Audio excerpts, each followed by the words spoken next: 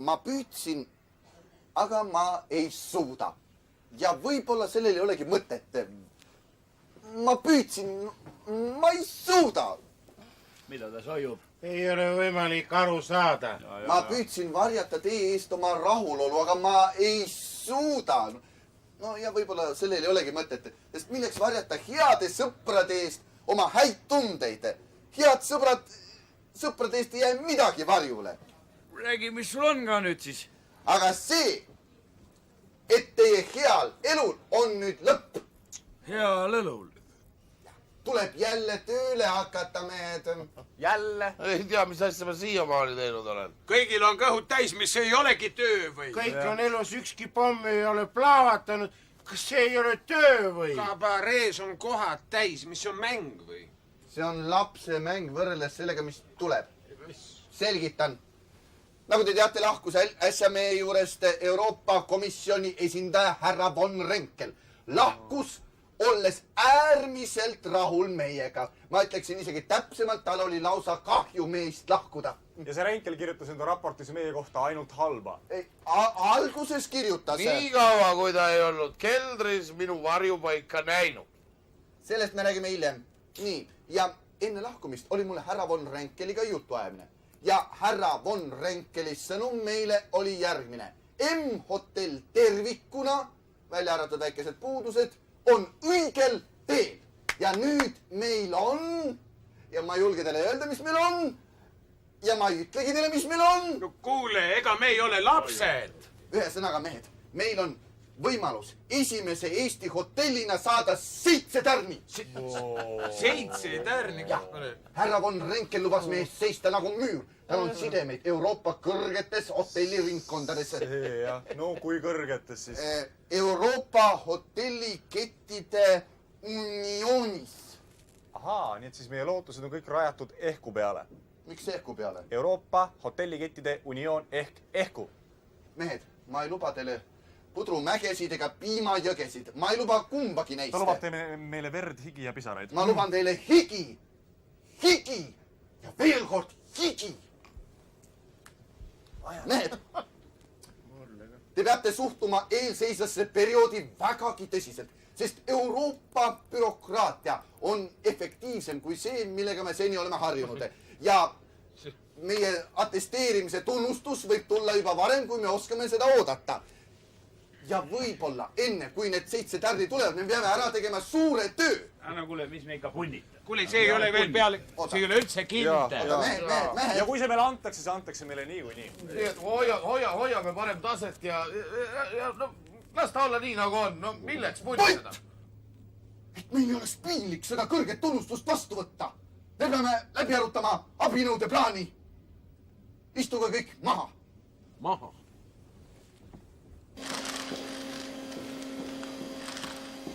Ei, kuule, oota, ära mine. Mis on? Jumal, minu nad juba lõid uksest välja, neil on nii tähtis koosolek. 4 tundi. Neil on hullemaidki olnud. Ma ei jaksa enam. Köök, baar, restoran, hullu maja. No kui sa ei jaksa, siis ära teegi. Väga õige. Ma lihtsalt enam ei teegi mitte midagi. Kõik. Sa mine vaata, mis nad sulle ütlevad. Ma tulen ka. Ei, mina ei tule. Ei. Meil kõigil peab olema eesmärk minna paremaks. Ja ka minul muide. Ja ka maahärral peab olema see eesmärk. Miks minul? Mina lähen kogu aeg paremaks. Sina lähed järjest laisemaks. Ja paksemaks. Ma väga vabandan, aga mul oleks majesteeti tarvis. Meil on koosolek. Mul on koosolek. Nii palju on praegu rahvast, ma tõesti ei jaksa. Las teised tüdrukud aitavad. Beate Benita on praegu köögis, aga... Oi, siis peab küll minema. Ja, ei ole siin midagi. Kuule, võib-olla teeks tööd ka natukene. Üldiselt on kõik selge. Selge, et vanaviisi me enam ei saa. No just, ei saa, teeme uut moodi siis, kui ei saa. Rivitult. Kõik, uut moodi. Marssal jääb siia. Uut moodi teeme nüüd. Ja tead, mis on kõige lollim selle asja juures, et ma ei tea, kas Marki ei mõtle selle peale, aga kui me tõesti saame 7 tärni kätte. Ja me oleme ju suhteliselt algajad sellel alal. Jah, mida ütlevad selle kohta 4 tärni hotellid, Eestis üle ühtegi 5 tärni hotelli. Ja üle 5 tärni tegelikult ei ole kogu maailmas. Oi, me tekitame paksu verd. Ma ei tea, üldiselt ei tea, kas see peaks julgeolekule ka mõjuma. Ma ei tea, ma ei usu hästi. tead, kui markii selle pärast ei muretse, ei pea ka meie selle pärast muretsema. Ma arvan, see ongi see, mida me nimetame kõlvatuks konkurentsiks. See on nilbe konkurents. Ja mina hakkaku teid nüüd õpetama, jah? Ja meie saaksime pärast veel õpetada teisi hotelle. Vot see on kõige naljakam. Ma saan aru, et mina õpetan, eks ju, teid ja teisi, aga et teie kedagi nüüd õpetama hakata, seda ma küll ei kujuta. Kuradi utoopia, tead, uut moodi, tead. Mõtlen, ikka täiesti pea peale kukkunud. Ma ei tea, mis ma pean nüüd kabaree striptiisi hakkama tegema. Ma ei saa üldse enam millest mingi kuradi perestroika, tead. Ärge pühkige nii. Mismoodi? Uut moodi pühkige.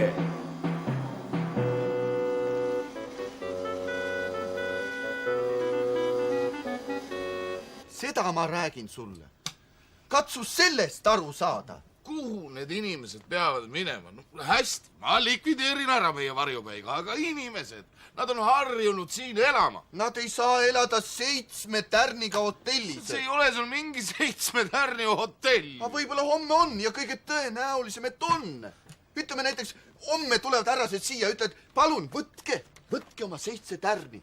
Ja siis ronib välja sinu kunde, röhitseb ja ütleb, et andke mulle ka tops viina. Kuule, sa unustad ära ühe asja. Kui ei oleks minu varjupaika, siis sa ei hüppaks praegu siin. Ma teadsin, et sa seda ütled. Siis sa käiksid 4 käpakil nagu karu von Renkeli järel ja ütleksid, et lubage, ma lakun teie kingad aldu, ainult muutke oma raport ära. Ma teadsin, et sa seda ütled. Saad sa aru, et sa saed oksa, millel sa istu? Millel ma istusin. Aga see oks kuivas ära ja nüüd ma istun teisel oksal. Töö 7 tärni jaoks, see on nüüd minu oks. Ja sinu oksad ma nimetasin ära oma ettekandes. Ja ma loen sulle ette, palun. Tugevdatud julgeolekurežiim, sekretäride välimuse korrektsioon. Ei, see oli monsinjööri rida. Ja sinul oli viimane sõna jääb tehnika viimasele sõnale.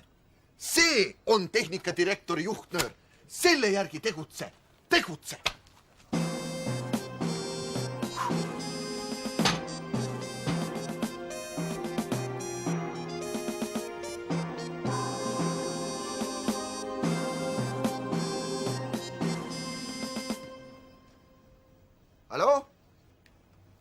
Hallo? Markii M hotellist. No kuidas kolleegidel läheb? Ma kuulsin, et pidi tulema mingisugune üle Eestile hotellide attesteerimine. Teil on ikka 3 tärni, jah? 4. kuskilt ei paista, jah? Ei, no eks ta on raske muidugi. Ei, no mis meil? Me ka peame pingutama. Mismoodi algajad? Meil ei tee keegi hinnaalandust. Rõve konkurents öeldakse selle kohta. No nägemist. Kõike head teile.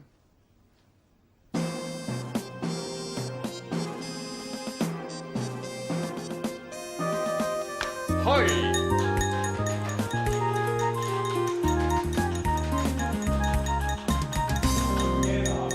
Kena. Alustame siis meie täiendõppe esimest loengut. Kas kõik on kohal? Maahärrat ei ole. Mina olen maahärra asemel. Ei ole tarvis.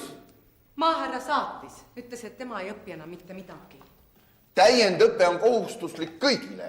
Tema ütles, et ta mitte mingil tingimusel ei õpi enam mitte midagi. Temaga ma räägin eraldi. Alustame. Et tegutseda mingil alal sihipäraselt ja saavutada edu, selleks peame kõigepealt määratlema enda asukoha ja sõnastama enda eesmärgid. Niisiis sissejuhatus hotelliteoorias. Ma ei jõua nii kiiresti. Tähendab, te ei pea kõiki kirja panema, katsuge tabada mõtet. Mis see mõte oli? Ma kordan, sissejuhatus hotelliteooriasse. Et hotell saaks tegutseda, selleks peab olema täidetud kõigepealt 3 tingimust. Kõigepealt organisatsiooni, antud juhul siis M-hotelli olemasolu. Nii, nüüd on see, järgneb sellele M-hotellile teenus või toodang, mida tegelikult siis konkreetselt see hotell siis pakub, seda me tähistame siis ka T-ga. See on teenus.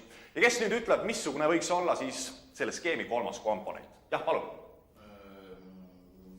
Jah. Jaa, no nii, muidugi mõista, see on turg.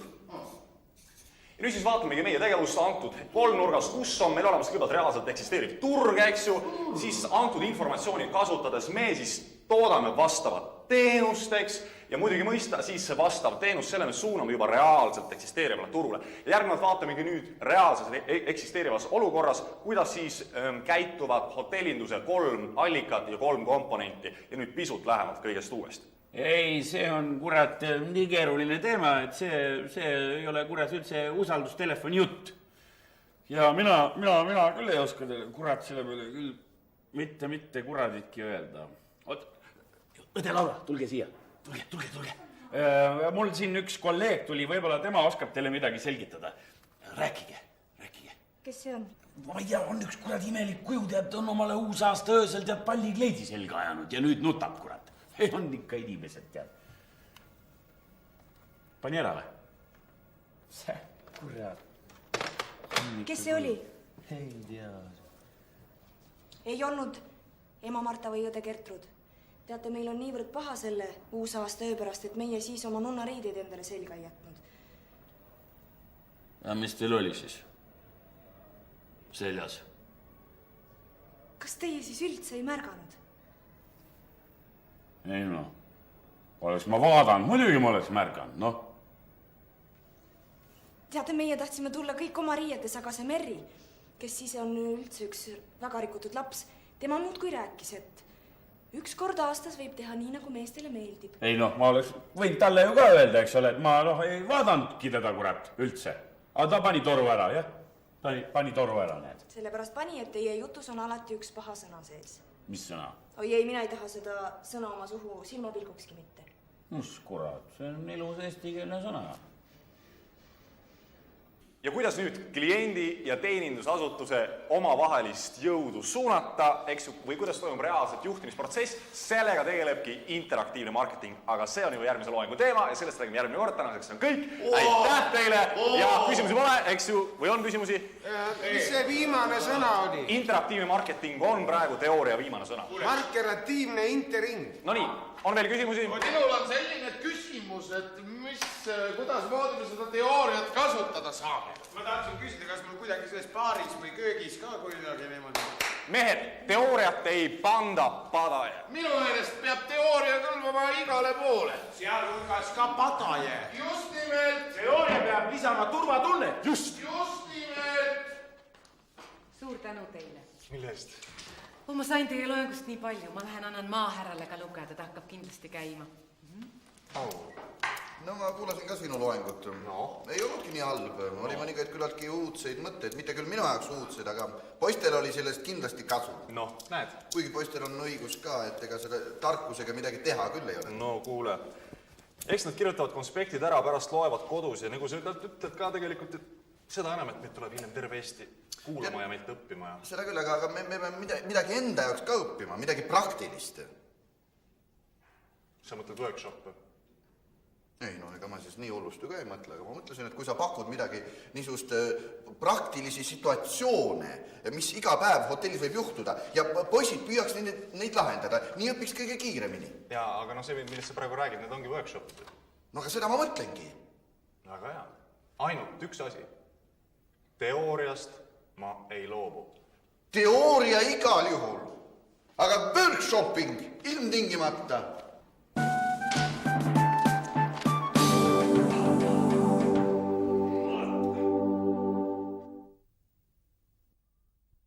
Ma saan sellest aru, see on metsik ülekohus. Saad sa aru, minu inimesed olid ainukesed hotellis tasemel. Saad sa aru, et minu kaltsupuntrat päästsid teie hea nime ja nüüd nad kihutatakse lihtsalt minema. Ma saan sellest aru, aga saad sa aru, ma olen kunstiinimene, mul ei ole seda jõudu, mis jõule vastu seisaks.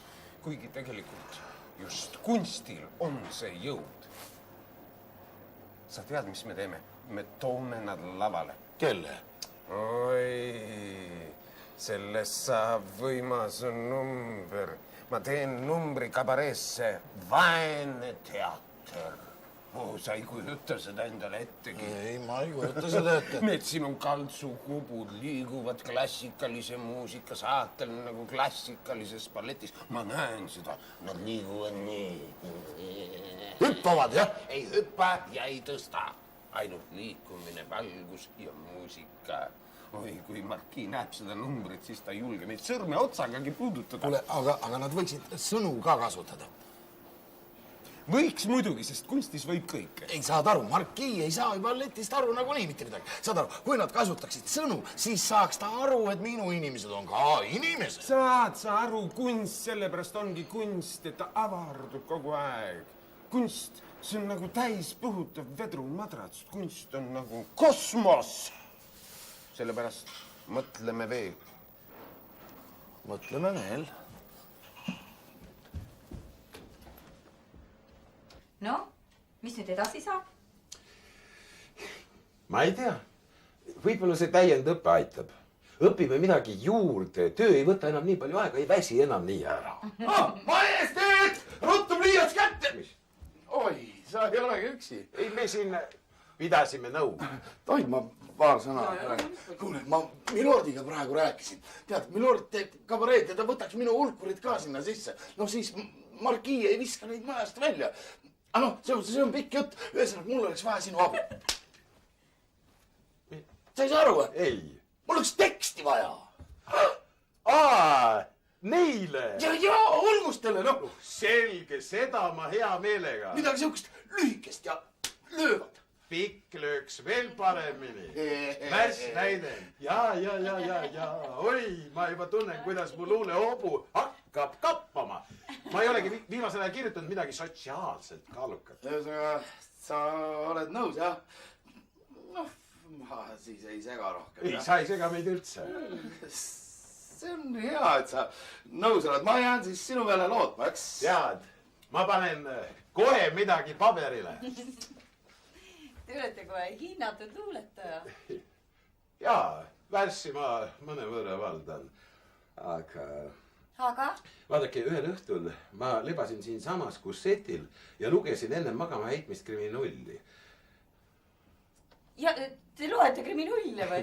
No vanasti lugesin rohkem, nüüd ei ole enam aega. Heakene küll, lugesin. Lugu oli sellest, kuidas ühest kohast hakati järsku leidma inimese kehaosasid. Käsi ja jalgu. Ja need olid kuidagi pool kõrbenud ja põlenud. Ja siis hakati uurima, et kus nad sinna on tulnud. Ja siis ma olin väsinud, ei jõudnud enam lugeda. Tahtsin tuld ära kustutada. Järsku vaatan. Mu oma teke all pooleldi väljas jalg. Ma karjatasin metsikult. No siis vaatan oma jalg.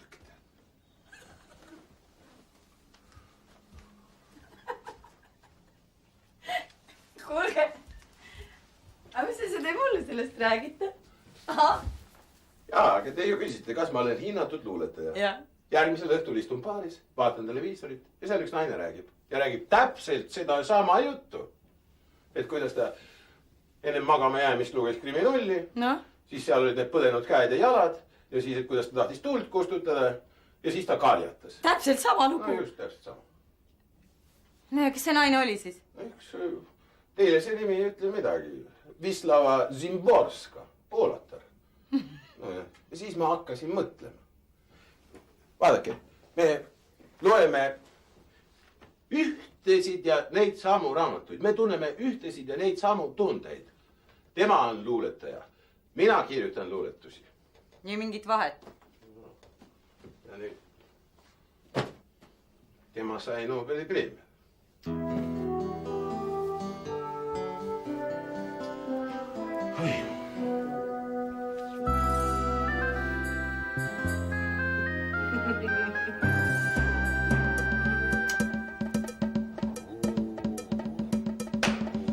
Majesteet on nõus. Mis majesteet? Ta kirjutab meile teksti. Värs näidandi. Tal hakkas luulehobu juba kappama ja muu saistub seal samas ja... Mis on? Midagi ei ole. Ei tule ka. Miks? Mina majesteedi šoperdistes kaasa ei tee. Mina teen ainult klassikat. Aga ikka nende minu inimestega, jah? Need sinu inimesed peavad tegema ainult klassikat.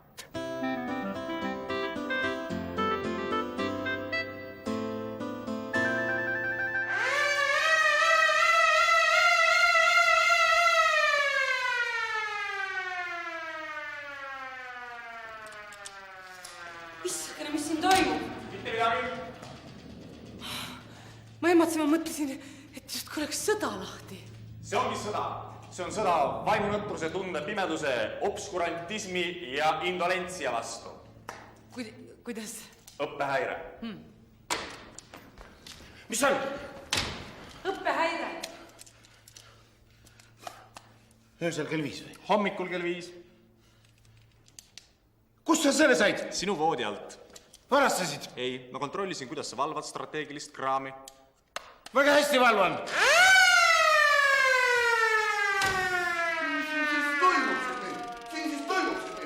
Õppehäire! Toimub workshop. Praegu? Muidugi sa ise tahtsid. Väga hea. Aga millisel teemal? Teemaks on äratus. Väga hea teema. Väga vajalik praegu. Kus teised on? Ma ei tea, kõik vist ei kuulnud veel. Kuidas ei kuulnud?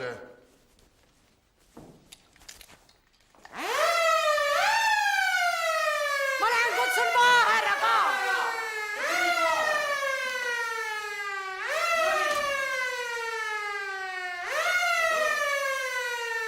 Maahärra! Maahärra! Tõuske üles ruttu! Maahärra, tõuske üles ruttu! No õppus on workshop on. Ma ei tule. Maahärra, no mis asi see on? Noor mees mitte üheski tunnis ei käi. Lähme nüüd ruttu.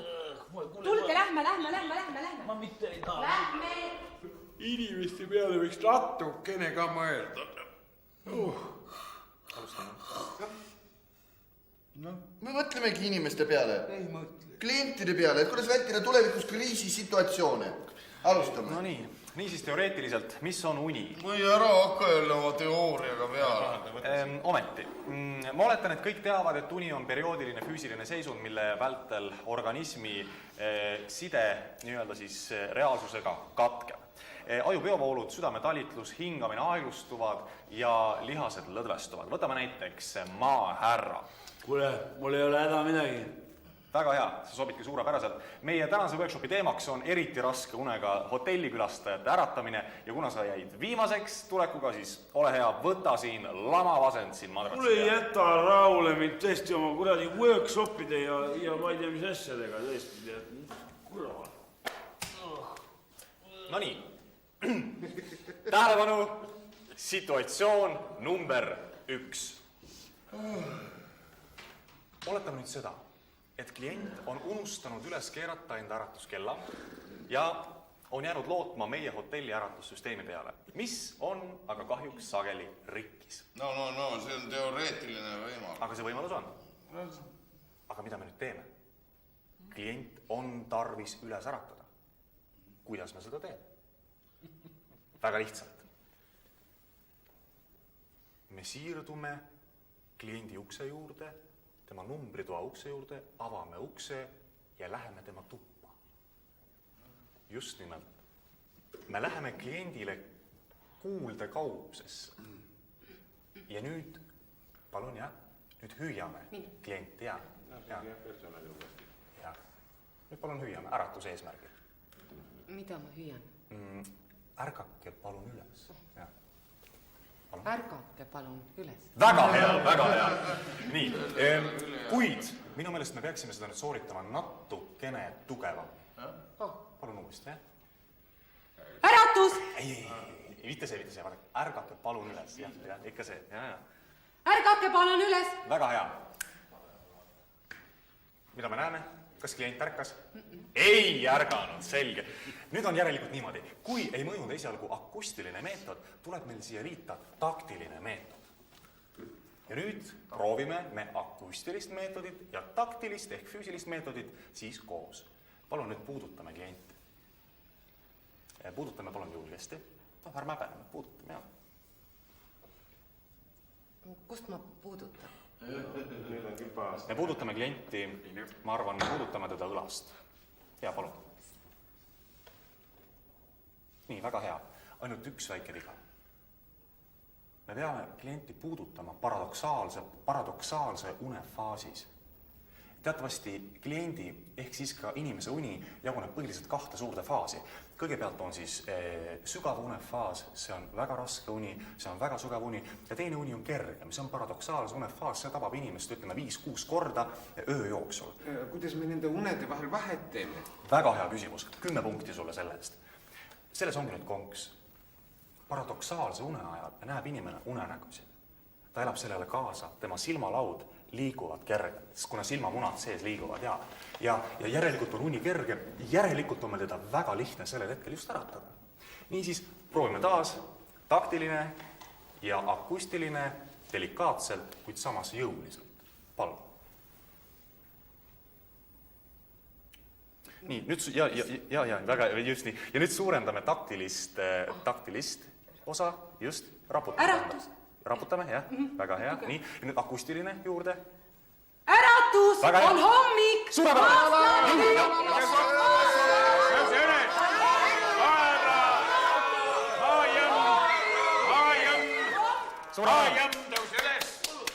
No nii, kena. Aitäh! Ja mida me näeme? Tegemist on erakordse juhtumiga. Tegemist on väga raske juhtumiga, kuna on sattunud erakordselt raskunega klient. Järelikult tavalised meetodid tema puhul ei kehti. On vaja kasutusele võtta erilised meetodid.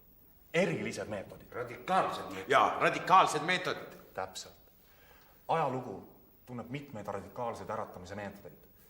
Näiteks ma võin teile tutvustada meetodit, mille nimi on ämber külma vett.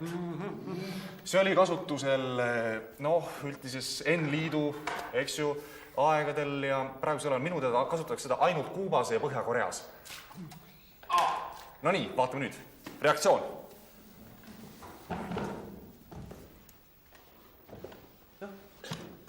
Ta silmad ei liigu. Mis? Oota, tule. Ta ei hinga ka.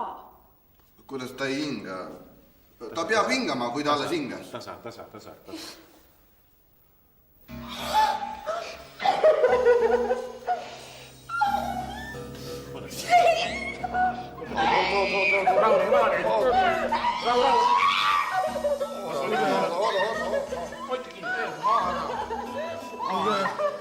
Mis ta seda teeb? Lööb? Süda ei löö. Mehed, mina ei tee mitte midagi. Ausalt, ma ei teinud mitte midagi. Sind süüdistanud. See on workshop. Hea kaaslane oli. Au.